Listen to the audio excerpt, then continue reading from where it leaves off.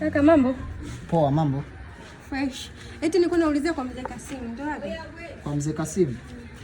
Kwa mzee Kasimu, umeona nyumba ile?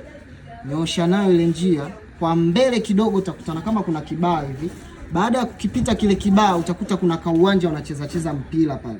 Umeona, ukifika pale kunja mkono wa kushoto utakuta kuna watu wamekaa kama wazee wanakunywa kahawa. Sasa nyumba inaofuata ndo kwa mzee Kasimu pale dada. Sasa mbona pale ukifika pale mbele unakuta nyumba ya mabati, hujaniambia. Alafu ukikatisha pale kwa nyumba ya mabati, ukikata hivi kona, unakuta kuna dada pale wanasukana pale.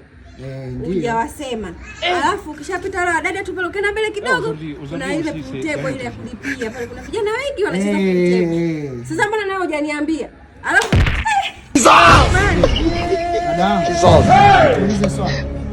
Nikuulize swali vizuri. Uliza. Sasa kama wewe ulikuwa unapajua, kwa nini umeniuliza? Sasa kuuliza sio ujinga, na mimi sitaki kuwa mjinga, na nimekuuliza.